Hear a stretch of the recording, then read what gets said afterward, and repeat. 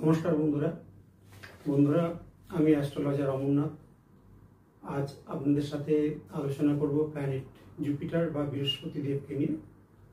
Planet Jupiter বা বৃহস্পতি দেব কোন কারণের জন্য বা কী কী ফল দেয় আমাদের জীবনে, এই বিষয় নিয়ে আমরা আলোচনা করব। তো সবার প্রথমে আপনাদেরকে জানিয়ে রাখি, কোনো প্ল্যানেট বা গ্রহ জন্মছকে যে যে ঘর নির্দেশ করে তার ফল দেয়। তার বাইরেও প্ল্যানেটের নিজস্ব কিছু স্বতন্ত্র বৈশিষ্ট্য থাকে বা কারক তত্ত্ব থাকে, যার জন্য ওই প্ল্যানেটকে মানা হয় এবং ওই প্ল্যানেট ওই সব ফলগুলো দেওয়ারও চেষ্টা করে। বৃহস্পতিদেবকে অ্যাস্ট্রোলজি বা জ্যোতিষশাস্ত্রে খুব গুরুত্বপূর্ণ প্ল্যানেট হিসেবে গণ্য করা হয়। বৃহস্পতিদেব জ্ঞান, বুদ্ধি, শিক্ষা, বোধ শক্তি, বিচার করার ক্ষমতা এইসবের কারক হিসেবে ধরা হয়। শিক্ষা এমন একটা জিনিস যা মানুষের বোধ শক্তিকে জাগরিত করে এবং মানুষের জীবনকে সঠিক পথে চলতে সাহায্য করে। বৃহস্পতিদেব যদি কারো জন্মছক বা বার্থ চার্টে ভালো হয়, তাহলে ওই ব্যক্তি পড়াশোনাতে অনেক ভালো হয়, ওই ব্যক্তির সিদ্ধান্ত নেওয়ার ক্ষমতাও ভালো থাকবে, ব্যক্তি উচ্চশিক্ষায় শিক্ষিত হবে, তার কর্মজীবন বা প্রফেশনাল লাইফও ভালো হবে এবং সঠিক সময়ে সঠিক সিদ্ধান্ত নিতেও তাকে সাহায্য করবে। বৃহস্পতিদেবকে সাংসারিক সুখেরও কারক হিসেবে ধরা হয়। বৃহস্পতিদেব যদি কারো বার্থ চার্টে বা জন্মছকে ভালো হয়, তাহলে ওই ব্যক্তির বাড়িতে সুখ শান্তি বিরাজ করবে, বাড়িতে অযথা অশান্তি হবে না এবং বাড়িতে একটা সুন্দর এবং সুস্থকর পরিবেশও থাকবে। আপনারা দেখবেন ভারতবর্ষের বিভিন্ন প্রান্তে, বিশেষ করে উত্তর ভারতে, উত্তর পূর্ব ভারতে এবং পশ্চিম ভারতেও বৃহস্পতিবার লক্ষ্মীর পুজো করা হয়। বৃহস্পতিবার মানে বৃহস্পতিদেব যিনি জুপিটার রিপ্রেজেন্ট করেন, জুপিটার প্ল্যানেটকে রিপ্রেজেন্ট করেন, তিনি লক্ষ্মীদেবকেও রিপ্রেজেন্ট করেন এবং লক্ষ্মীদেব মেনলি সেটা হচ্ছে কি সুখ শান্তি সমৃদ্ধি পারিবারিক বন্ধন এগুলোর কারক হিসেবে ধরা হয়। বৃহস্পতিদেবকে অর্থ ধন সম্পত্তি এগুলোরও কারক হিসেবে ধরা হয়।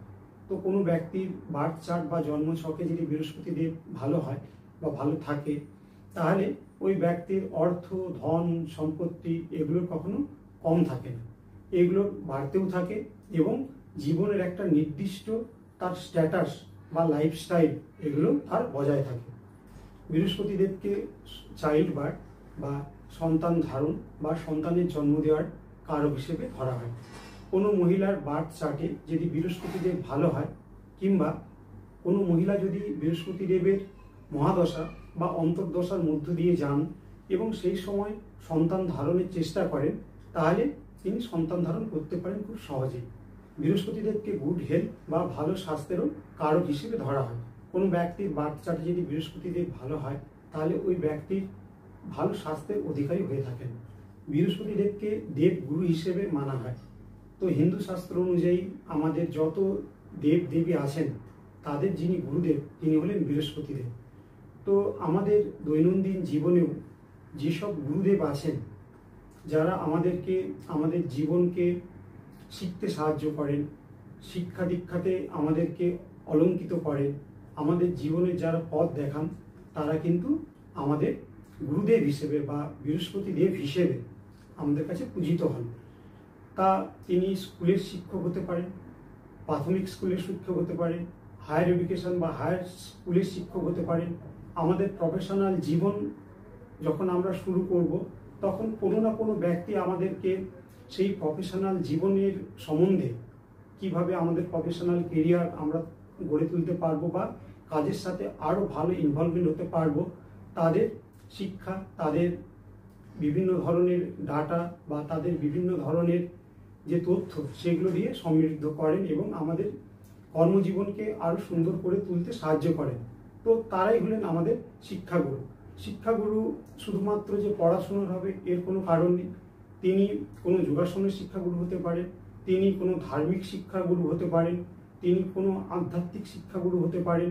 তো যে কোনো শিক্ষাই হোক না কেন, সেটা প্রফেশনাল, আর্থিক, নৈতিক, ধার্মিক, আধ্যাত্মিক যাই হোক না কেন, যেসব শিক্ষা আমরা নিয়ে থাকি এবং যার কাছ থেকে নিয়ে থাকি, তিনিই হলেন আমাদের গুরুদেব, এবং বৃহস্পতিদেব ওই ব্যক্তিকে রিপ্রেজেন্ট করে। বৃহস্পতিদেব শরীরের বিভিন্ন অঙ্গ প্রত্যঙ্গকে নির্দেশ করে, তার সাথে সাথে শরীরের বিভিন্ন ধরনের ডিজিজ বা রোগ জ্বালাকেও নির্দেশ করে। শরীরের অঙ্গ প্রত্যঙ্গের মধ্যে পেনক্রিয়াস বা অগ্নাশয়, লিভার বা যকৃৎ, এগুলোকে বৃহস্পতিদেব নির্দেশ করে।